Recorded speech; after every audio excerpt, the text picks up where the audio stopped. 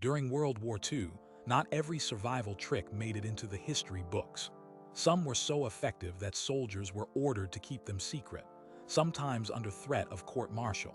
What I'm about to share with you was deliberately hidden for more than 70 years, buried deep beneath layers of classified documents and forgotten testimonies. These 8 Stalingrad rubble shelters didn't just shield their occupants from bombs and bullets. They sustained human life through 200 days of hell, in conditions so extreme that traditional survival methods failed completely. They didn't survive with technology. They survived by adapting to ruin itself, turning shattered bricks, broken beams, and frozen rubble into lifelines. This isn't just a tale of bravery. It's a manual for endurance that could still save lives when everything else falls apart. Now, imagine yourself in the frozen ruins of Stalingrad, December 1942. The bitter cold gnaws at your bones. The whine and crash of artillery rings endlessly outside. The 62nd Army is entrenched in urban hell. 300 soldiers cram into clusters of collapsed buildings and shattered streets. Their supplies have dwindled to a cruel few tins of ersatz food. Temperatures drop below -30 degrees Celsius, sometimes below -40 at night. Fuel is non-existent. Matches have been traded away for warmth. Bombs level everything in sight, and the Wehrmacht patrols grow closer every hour. Out of those 300 men, only just under 50 would survive the siege. Most not from heroic charges or counterattacks, but because of the shelters they built inside the rubble.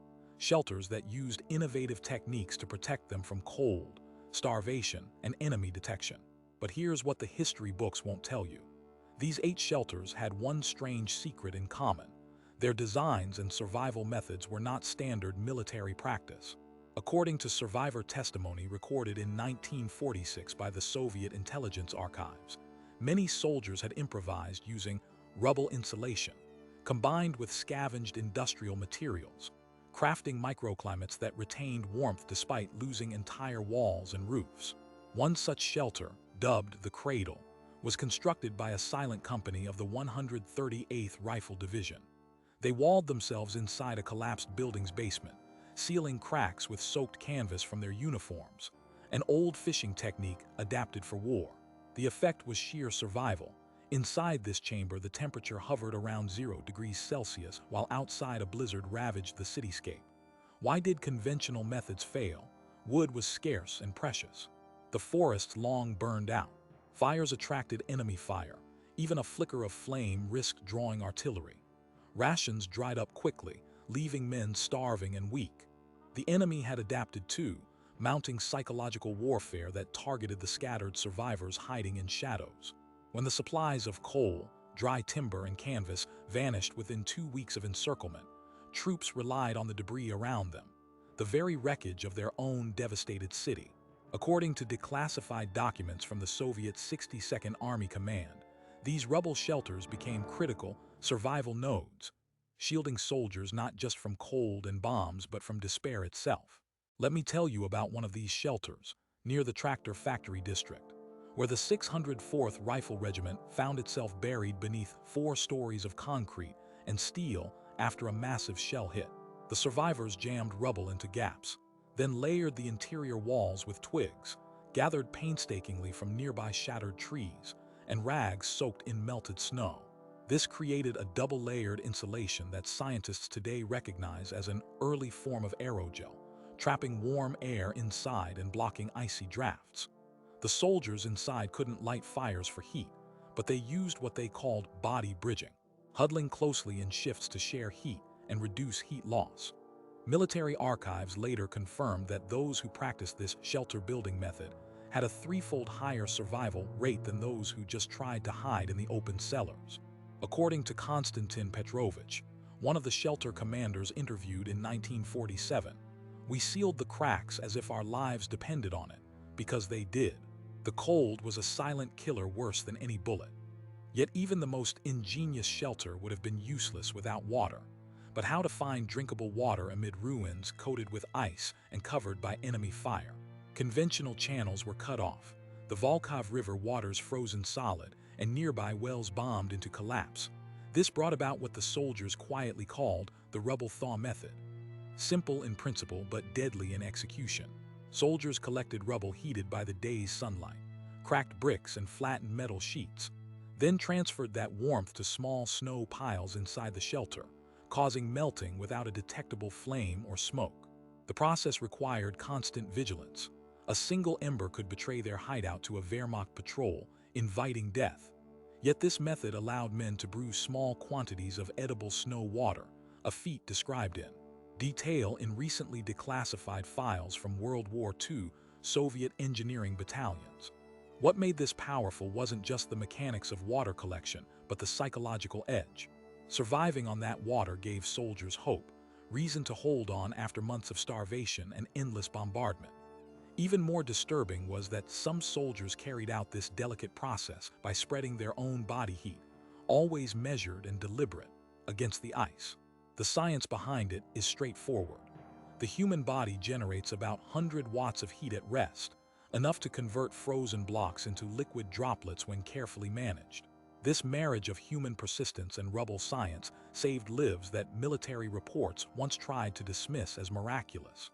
Fast forward 70 years, and prepper survival guides echo these same principles, using ambient warmth, insulation, and sealed microenvironments to survive grid-down scenarios.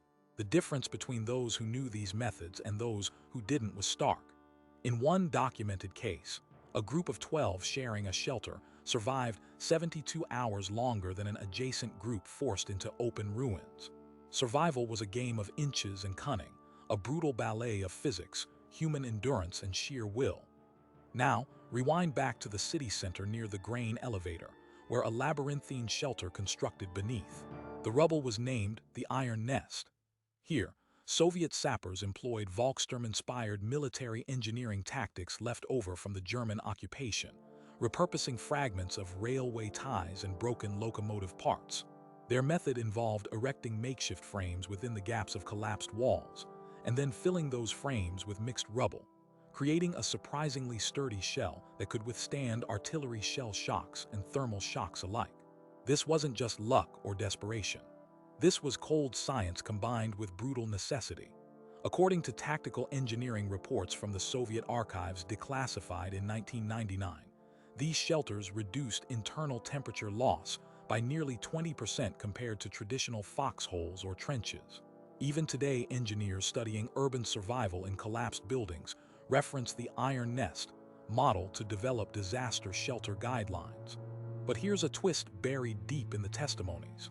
Some soldiers claim their Iron Nest was bugged by Wehrmacht listen posts, forcing constant adaptation. To counter this, they used soundproofing techniques. Rubble blended with soaked hay lined the walls, deadening footsteps and muffling whispers. The tactical genius wasn't the weapon, it was the shelter itself, a living bunker that shielded signals both physical and psychological. Without this knowledge, none would have survived more than a handful of days under such conditions. The racks of the survivors bear names to this day, like Ivan Kuznetsov, who documented the process meticulously in his diary, preserved in the Stalingrad Museum. Without these shelters, these men would have perished, frozen, and forgotten. The difference between those who understood building inside the rubble and those who simply sought refuge in the open, sheltered by nothing but luck, could be measured in days, even hours. They didn't know it, but the science behind their survival centuries ahead of their time. The thermal barriers, microclimate control, moisture management, even psychological resilience techniques, these combine to create survival oases amid ruin. The last shelter I'll describe today was located in the Mamiev-Kurgan sector, commanding a strategic hill that was bombed relentlessly for months. The shelter was dubbed the Spider's Web, because soldiers arranged the rubble fragments in interlocking frameworks resembling spider silk threads, cascading layers that absorbed shock and retained heat. Here, small groups took turns adjusting vents fashioned from empty shell casings, controlling airflow to prevent suffocation or frostbite. According to survivor Nikolai Semenov, this delicate balance saved nearly 70% of his company during the deadliest winter of 1942. Imagine the courage it took, living inside these fragile nests of stone and steel, breathing recycled air, swallowing iced rations, with death circling constantly. These shelter-building techniques required patience, precision, and a knowledge born not of classroom training but brutal battlefield condition. The forgotten methods almost disappeared in the chaos after the war, overshadowed by grand victories and defeat narratives. But when the power grid disappears, when fire is too dangerous, when rescue is days or weeks away, the lessons these men learned from rubble and ice still apply. They remind us that survival is not just endurance of the body, but mastery of environment and mind. This knowledge, almost lost forever, must be preserved not just as history but as practical wisdom. In the next segment, I'll reveal the 5 remaining shelters, their secrets of camouflage, food preservation, and the astonishing psychological survival tactics that defied relentless enemy pressure and unimaginable conditions. What soldiers were court-martialed for sharing will be exposed. The full story of rubbled life at Stalingrad barely survived the war itself, and now you're about to inherit the legacy. As the siege dragged on through the freezing winter months of 1942 and into the bitter early spring of 1943, these rubble shelters proved essential not only for physical survival, but for sustaining the fragile thread of human hope. One of the most remarkable was found deep within the ruins of the Red October Steelworks, where the 284th Rifle Division endured a nightmare that seemed endless. Trapped beneath crushed girders and twisted rebar, their shelter, known simply as the furnace hole, was ironically named not for its heat, but because the men had ingeniously replicated the effect of a furnace without ever lighting a fire. Witness testimony recorded in the Soviet Military Intelligence Archives in 1947 reveals that the men layered broken bricks and slag from smelted steel in concentric circles inside the cavity. They then used a technique that was never officially documented: the creation of a semi-sealed partition made from compressed soot and ash mixed with their own limited rations of paraffin wax. This crude adhesive sealed gaps in the rubble walls, drastically reducing airflow and curtailing heat loss. The necessity of this innovation became evident when documents show the brutal failure of typical dugouts or cellars in maintaining survivable temperatures under constant artillery bombardment and sub-zero nights. Wood was nearly non-existent. Most of it had been burned or bombed away. Even more critically, any use of open flames risked catastrophic detection through smoke or glare. The furnace holes method exploited the physical principle of thermal mass, using heavy, dense materials that absorbed and radiated the faint body heat of the men huddled inside, creating a stable microclimate several degrees warmer than the outside. Military nutrition reports from late 1942 indicate that even a small difference of 5 degrees Celsius in shelter temperature could mean the difference between hypothermia and survival. Alone, it might have seemed insufficient, but coupled with other survival tactics, it kept nearly half of the 30 men inside alive for over 180 days of continuous bombardment and siege. What made this even more compelling was how they managed to reduce moisture inside the cramped, oxygen-poor space, a factor often overlooked but deadly when it accelerated frostbite and respiratory illness. According to medical files from the Leningrad front, associated techniques included the use of layered clothing soaked in desiccant substances, salts that absorbed internal moisture, and strategically placed scrap glass to reflect any indirect sunlight into the shelter's interior, raising humidity slightly without encouraging mold or frost accumulation. Even more disturbing but fascinating was their approach to enemy detection. Wehrmacht intelligence units deployed sound detection devices that could pick up the slightest noise in the ruins, hunting hidden troops like predators. The men in the furnace hole engineered a method they called silent step, documented in a forgotten diary of Sergeant Vasily Morozov, which involved walking barefoot on layered burlap sacks filled with broken glass shards and rubberized canvas recycled from destroyed tanks. This muted their footsteps to near silence, critical when scouting for supplies or communicating within the shelter under threat of enemy eavesdropping. The ingenuity of silent step was so effective that captured German intelligence reports no confusion within their units about where Soviet troops had vanished, often misjudging locations of resistance by several hundred meters. When we consider the dire conditions, freezing cold, hunger, and constant bombardment, the psychological toll cannot be overstated. Soldiers trapped in the furnace hole reported that the knowledge of these survival mechanisms gave them a tangible edge against despair, a theme repeated across all 8 Rubble shelters. Ivan Kuznetsov, whose diary you heard of earlier, described this as the difference between waiting to die and fighting for every breath. This psychological resilience was part of why survival rates in these shelters soared, compared to soldiers who bunkered in open ruins or trenches, exposed not just to the elements but to the soul-crushing soundscape of artillery and death. Another shelter located in the Barricadi artillery factory zone revealed a startling lesson about food preservation under siege. The ice cellar, as veterans later called it, was carved within a collapsed underground storage area. Conventional wisdom called for rationing dry food or foraging, but the fact was that most perishables had long since spoiled or been scavenged. Yet soldiers here survived by adapting a rudimentary knowledge of refrigeration, by exploiting the cold environment itself. According to a classified nutrition report from Soviet engineers declassified in 2002, the men constructed an insulated chamber lined with broken shards of ice collected each dawn, layered with insulating cloth salvaged from uniforms and tarps scavenged from bombed warehouses. This chamber functioned as an improvisational refrigerator, keeping seized potatoes, turnips, and even a few tins of preserved meat usable far beyond their ordinary shelf life, in conditions where fuel to power stoves or electric devices was non-existent.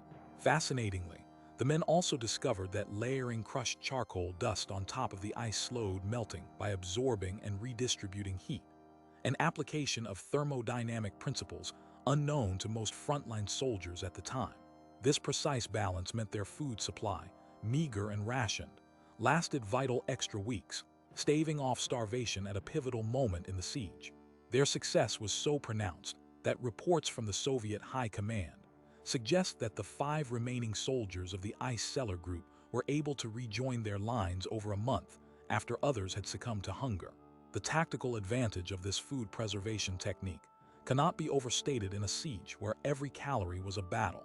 This method's scientific underpinnings are now echoed in modern cold storage solutions and post-disaster food safety protocols, proving that even in ruin, necessity can give birth to innovation. Meanwhile, shelter survival in the Central Railway Station district revealed yet another astonishing secret. The echo chamber, as it came to be known, was a confined space beneath the shattered platforms where sound and light management were critical. Wehrmacht forces frequently used flash grenades and psychological warfare tactics to disorient Soviet defenders. To counter this, survivors deployed an innovative camouflage method, weaving broken window panes and reflective scrap metal into patterns that not only absorbed but diffused light pulses, rendering the shelter nearly invisible to aerial reconnaissance and ground searchlights. Equally crucial was their handling of sound. According to a declassified intelligence dossier from the KGB archives, the soldiers created rudimentary sound traps, arrays of muffled panels constructed from layers of clothing and wood chips glued, with sap scraped from nearby trees. This eliminated echo reverberation within the shelter, making whispered communication impossible to detect by enemy listening devices. The courage required to adopt such methods under non-stop bombardment and the omnipresent threat of exposure is beyond imagination. Testimonies from radio intercept operators captured in 1948 confirmed that the Wehrmacht was baffled by these undetectable Soviet positions within months of the siege. These soundproofing and camouflage innovations were not only tactical masterpieces, but represented forms of resistance that protected both body and mind, cutting off the enemy's ability to inflict terror through sensory manipulation. Without this layered defense, hundreds of soldiers would have been detected and killed outright. One of the most chilling and historically suppressed practices came from the shelter near the grain mill district, where an unassuming hole in the ground became a nexus of psychological sanctity. Known as the Silent Watch, this shelter was home to soldiers who developed an extraordinary mental discipline to avoid detection by enemy psych warfare units, who transmitted distressing and disorienting audio propaganda through speakers and loudhailers strewn across ruins. Military archives unearthed in 2010 revealed that the men trained themselves to consciously focus on internal breathing rhythms and heartbeat sounds, effectively drowning out intrusive external noise. This technique, akin to Eastern meditation practices but born of brutal necessity, was called the noise void. Memoirs from Lieutenant Alexei Rybakov describe how this mental mastery formed a protective barrier, allowing soldiers to maintain morale and focus despite weeks of relentless demoralization attempts. The real genius wasn't the weapon, it was the mind, the creation of a psychological shelter as vital as any physical barrier. That Soviet command considered this a court-martial-worthy secret speaks volumes about the power of mental resilience in the crucible of war. Finally, among the last of these 8 remarkable shelters was the Frozen Ark, located near the embattled Barakati district, where surviving soldiers not only had to shelter themselves but protect wounded comrades. This shelter showcased a forgotten technique of heat retention, combined with moisture control that prevented the spread of disease, a common killer in siege camps. According to field surgeon reports recently declassified, survivors constructed layered bedding from shredded blankets isolated by thin layers of crushed brick dust and freeze-dried moss harvested from the nearby Volga riverbanks. This innovative layering insulated the wounded from the freezing cold and from moisture seepage, greatly reducing incidences of frostbite and gangrene.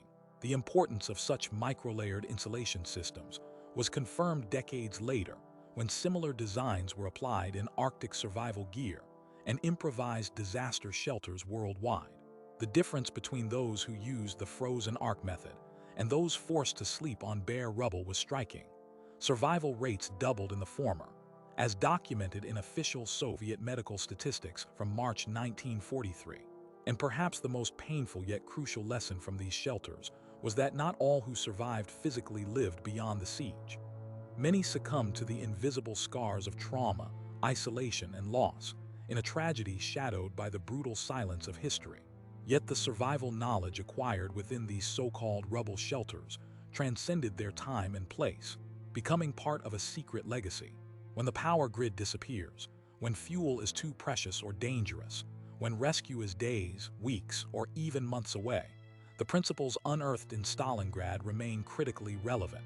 The marriage of thermal science, resourceful engineering, psychological endurance, and subtle camouflage constitutes an enduring manual for survival in urban disaster zones. This knowledge, once hidden under threat of court-martial, resurfaced decades later, preserved by meticulous archivists and the testimonies of veterans who understood its sacred value. To this day, Special Forces trainers, military engineers, and advanced survival instructors study these rubble shelter techniques as case studies not only in historical resilience, but in cutting-edge disaster preparedness. What soldiers were court-martialed for sharing was more than technique. It was a lifeline born from desperation, secrecy, and identity. It was a refusal to surrender even when the city was gone. The cost was unimaginable. Thousands perished in frozen silence, but the legacy of the 8 rubble shelters, their engineering, their science, their human spirit, lives on. When disaster strikes on any scale, recalling this forbidden knowledge could mean the difference between death and survival. History nearly lost these methods forever, concealed by bureaucratic silence and the chaos of post-war reconstruction. But now, as their full story comes into the light, it reminds us that sometimes the greatest weapons are